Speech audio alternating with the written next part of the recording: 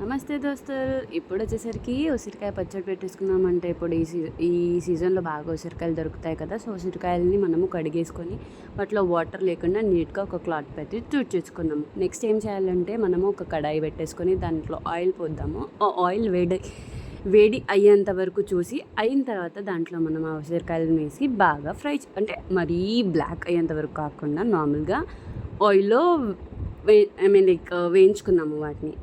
So next ఏం చేయాలంటే అవి ఇలా కొంచెం లైట్ బ్రౌనిష్ కలర్ అయిన తర్వాత వాటిని తీసి ఒక గిన్నెలో వేసేసుకున్నాం. నెక్స్ట్ వచ్చేసరికి ఒక కడాయి పెట్టేసుకుని దాంట్లో యాజ్ యూజువల్గా మనం పచ్చడి అనేసరికి ఈ మెటీరియల్స్ యూస్ చేయాల్సిందే. సో వాటిలో మనం మెంతులు, జీలకర్ర, ఆవాలు వేసుకొని బాగా అంటే బాగా కాదు, లైట్గా ఫ్రై చేసుకొని వేగేంత వరకు ఫ్రై చేసుకోవాలి. నెక్స్ట్ ఎల్లిపాయలు ఉన్నాయి కదా, వాటిని పొట్టు తీసి పక్కకు పెట్టుకుందాం. ఏదైతే మనం ఫ్రై చేసుకున్న థింగ్ చల్లగా అయిన తర్వాత వాటిని మిక్సీ పట్టుకుందాము.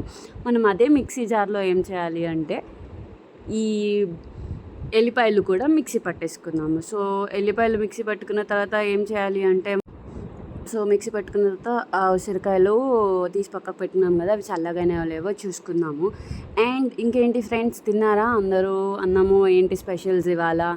అండ్ ఇప్పుడు మనం ఏం చేయాలి అంటే నెక్స్ట్ వచ్చేసరికి కడాయి పెట్టుకొని ఆయిల్ పోసుకుందాము. వేడెక్కిన తర్వాత లైట్గా జీలకర్ర, ఆవాలు, ఇంకా ఏదైతే ఎల్లిపాయ మిక్సీ పట్టుకున్నామో అది, ఇంకా ఎండుమిర్చి వేసుకొని దాంట్లో లైట్గా పసుపు వేసుకొని దాన్ని పక్కకు పెట్టేసుకుందాము, అది చల్లగా అయ్యేంత వరకు. నెక్స్ట్ ఏవైతే ఉసిరికాయలు ఉన్నాయో అది చల్లారిన తర్వాత దాంట్లో ఉప్పు, కారం, ఇంకా ఈ మిశ్రమం మనం ఫస్ట్ ఏదైతే మిక్సీ పట్టుకున్నామో అది వేసేసుకొని బాగా కలిపేసుకుందాము. కలుపుకున్న తర్వాత ఈ ఆయిల్ చల్లగా అయింది ఉంది కదా, ఆ ఆయిల్ కూడా అందులో వేసేసుకోవాలి.